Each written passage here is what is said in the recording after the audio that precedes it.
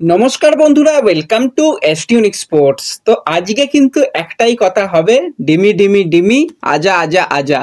কারণ আজকে কলকাতায় আসতে চলেছে ডিমিট্রিয়স ডিয়ামান্টাকোস। সেই নিয়ে আপডেট দেওয়ার সাথে সাথে কিছু ট্রান্সফার আপডেট, কিছু ফুটবল আপডেট নিয়ে আমরা কথা বলবো এই ভিডিওতে। তাই ভিডিওটা শুরু থেকে শেষ পর্যন্ত দেখো। আর ভিডিও ভালো লাগলে সকলে একটা করে লাইক করে 500 লাইকের টার্গেট আমাদের পূর্ণ করে দিও। আর যারা চ্যানেলে প্রথমবারের জন্য এসেছো, মনে করে চ্যানেলটাকে সাবস্ক্রাইব করে তার পাশের বেল আইকনটাকে অন করে রাখো। অনেকেই ভিডিও দেখছো, বেশিরভাগই কিন্তু সাবস্ক্রাইব করছো না। তোমরা এখানে দেখেই নিতে পারছো কতজন সাবস্ক্রাইব করে দেখছো আর কতজন সাবস্ক্রাইব না করে দেখছো। তো প্লিজ একটু সাবস্ক্রাইব করে কিন্তু আমাদের পাশে থেকো, তাহলে তোমাদের প্রিয় দলের খেলার সমস্ত লেটেস্ট আপডেট তোমরা এখানে পেয়ে যাবে। তো চলো আর দেরি না করে ভিডিও শুরু করা যাক। তো প্রথমেই যদি আমরা কথা বলি সিএফএল নিয়ে, তো আজকে দুপুর 3টে থেকে মোহামেডান কিন্তু জয়ের হ্যাট্রিকের জন্য নামতে চলেছে। ইউনাইটেডের মুখোমুখি তারা হবে। মোহামেডান কিন্তু লাস্টের দুটো ম্যাচ খুব ভালো ফুটবল খেলে পয়েন্ট টেবিলের 1 নম্বরে রয়েছে এ গ্রুপ থেকে, আর অপরদিকে বি গ্রুপের টপে কিন্তু ইস্টবেঙ্গল রয়েছে। তো এবছরও কিন্তু মোহামেডান ভালোই ফুটবল খেলছে। তো দেখা যাক আজকের ম্যাচটা কীরকম হয়, ম্যাচেস কীরকম স্কোর হতে পারে তোমরা কিন্তু প্রেডিকশান করতে পারো। তো এরপরে যদি চলে আসি একটুখানি ইস্টবেঙ্গলের আজকে প্রস্তুতি ম্যাচ নিয়ে, তো যেরকমটা তোমাদের কালকে জানিয়েছিলাম, ইস্টবেঙ্গল কিন্তু আজকে একটা প্র্যাকটিস ম্যাচ খেলবে। যেরকমটা কালকে আপডেট ছিল, হয়তো সকালের দিকেই হয়তো ম্যাচটা হতে পারে, কিন্তু যেটা জানা যাচ্ছে সকালের দিকে নয়, আজকে সন্ধ্যার দিকে কিন্তু ম্যাচ হবে। কারণ তোমরা সকলেই জানো ডুরান্ড কাপের যেটা সময় দেওয়া হয়েছে ইস্টবেঙ্গলের ম্যাচগুলো সবই সন্ধ্যাবেলায়। তো সেই কারণেই কিন্তু সন্ধ্যাবেলা আজকে প্র্যাকটিস ম্যাচ রয়েছে ইন্টার কাশির সঙ্গে।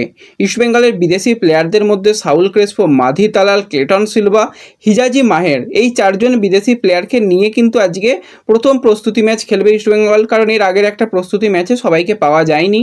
তার সাথে সাথে আজকে যেই প্লেয়ারের দিকে নজর থাকবে সেটা হচ্ছে জিকসান সিং। সম্পূর্ণরূপে মেডিকেলি ফিট রয়েছে।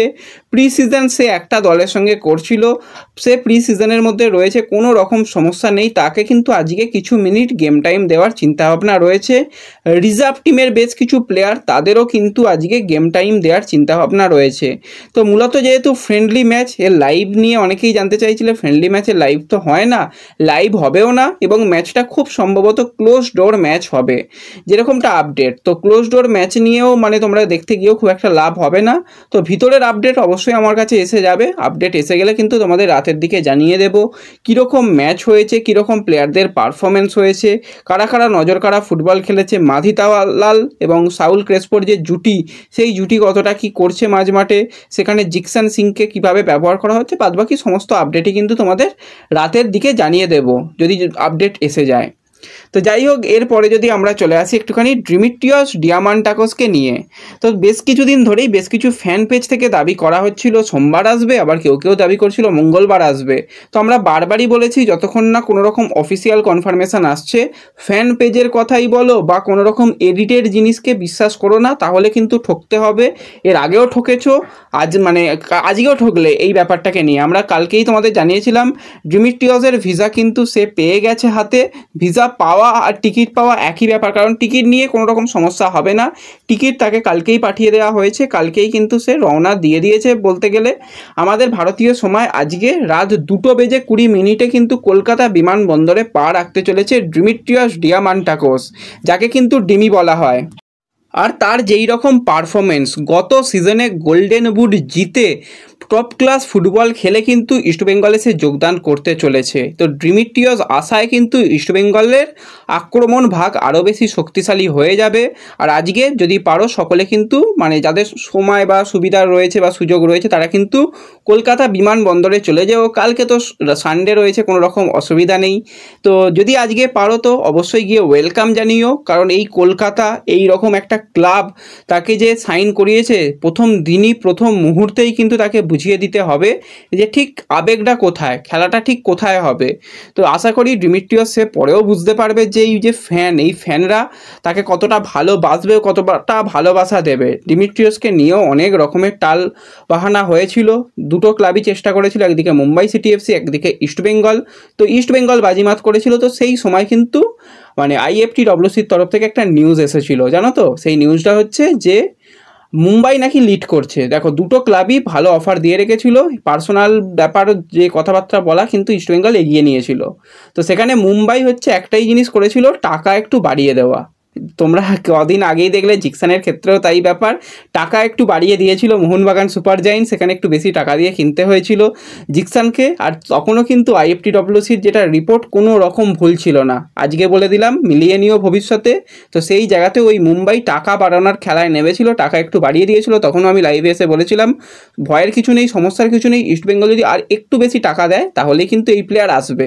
তো সেইভাবেই কিন্তু আজকে কলকাতায় আসছে, সকলে পারলে কিন্তু ওয়েলকাম করতে যেও ডিমিট্রিয়াসকে। তা একদিকে যেমন ডিমি আসছে, অপরদিকে কিন্তু মোহনবাগান সুপার জায়েন্টেরও জ্যামি ম্যাকলারেন আসতে চলেছে। তো জ্যামি এসে গেলে কিন্তু একদিকে জ্যামি, অপরদিকে ডিমি, এই লড়াই কিন্তু দুর্দান্ত হবে। ডিমির লড়াই তো হবেই, তার সাথে ডিমির লড়াইও কিন্তু হবে। তো যেরকমটা জানা যাচ্ছে জ্যামি ম্যাকলারেন এবং মোটামুটি সমস্ত বিদেশি প্লেয়াররা 27 তারিখে বা 28 তারিখে তার মধ্যেই কিন্তু কলকাতায় তাদের চলে আসার কথা রয়েছে। এমনকি মলিনা, সেও কিন্তু মোটামুটি চলে আসছে 27 তারিখে মধ্যরাত্রে। 28 তারিখে কিন্তু একটা প্রেস কনফারেন্স করা হবে, সেখানে কিন্তু মলিনা উপস্থিত থাকবে। তো এরকমটাই কিন্তু মোহনবাগান সুপার জায়েন্টকে নিয়ে আপডেট বেরিয়ে আসছে। তো এরপরে যদি একজন প্লেয়ারকে নিয়ে কথা বলি যে ইস্টবেঙ্গলে খেলে গেছে 2 বছর, সেই প্লেয়ারকে নিয়ে কদিন আগেই তোমাদের জানিয়েছিলাম নিজস্ব সোশ্যাল মিডিয়াতে। ইস্টবেঙ্গলকে সে বিদায় জানিয়েছে। 24 বছর বয়সী ভারতীয় সাইড ব্যাক, এছাড়া সেন্টার ব্যাকেও খেলতে পারে, অতুল উনিকৃষ্ণান। যারা আমাদের চ্যানেলকে ফলো করো, আমরা অনেক আগে তোমাদের জানিয়েছিলাম এই অতুলের পিছনে কিন্তু গোকুলাম কেরালা রয়েছে। তারা কিন্তু গত বছরেই চেষ্টা চালিয়েছিল অতুল উনিকৃষ্ণানকে নেওয়ার। যেহেতু কন্ট্রাক্টেড প্লেয়ার আর ইস্টবেঙ্গল ছাড়তে চায়নি, সেই কারণে কিন্তু অতুল ইস্টবেঙ্গলে খেলেছিল অ্যাজ এ ফ্রি প্লেয়ার হিসেবে। কিন্তু অফিসিয়ালি গোকুলাম কেরালার হয়ে আই লিগ খেলতে এবার অতুল উনিকৃষ্ণান তাদের দলে সাইন করে দিয়েছে। অফিসিয়াল কনফার্মেশন এসে গেছে। আমি তো চাই অতুল এই গোকুলামের হয়ে বেস্ট ফুটবলটা খেলুক এবং পরবর্তী সময় আবারও সে আইএসএলে কামব্যাক করুক, কারণ তার মধ্যে সেই কোয়ালিটি রয়েছে। হয়তো কোনো সময় ইনজুরি কোনো রকম সমস্যা হয়েছিল, কিন্তু ঠিক অতুল একদিন না একদিন কামব্যাক করবে, এটুকু বোঝাই যাচ্ছে। এবং গোকুলামে যদি সে গেম টাইম পায়, যথেষ্ট ভালো প্লেয়ার, ভালো ফুটবল খেলতে পারবে। তো আমাদের তরফ থেকে অতুলের জন্য অনেক অনেক শুভকামনা রইল, সে নিজের সেরা ফুটবলটা খেলুক। তো এই ভিডিওতে এই কয়েকটাই ছোট্ট আপডেট তোমাদের সঙ্গে শেয়ার করার ছিল। ভিডিও ভালো লাগলে ভিডিওতে লাইক করে দিও, চ্যানেলে প্রথমবারের জন্য এলে চ্যানেলটাকে সাবস্ক্রাইব করে দিও, ফেসবুক পেজ থেকে ভিডিও দেখলে ফেসবুক পেজটাকে ফলো করে নিও এবং ভিডিও একটু সকলের সঙ্গে শেয়ার করে দিও। তো দেখা হচ্ছে পরবর্তী ভিডিওতে। ধন্যবাদ।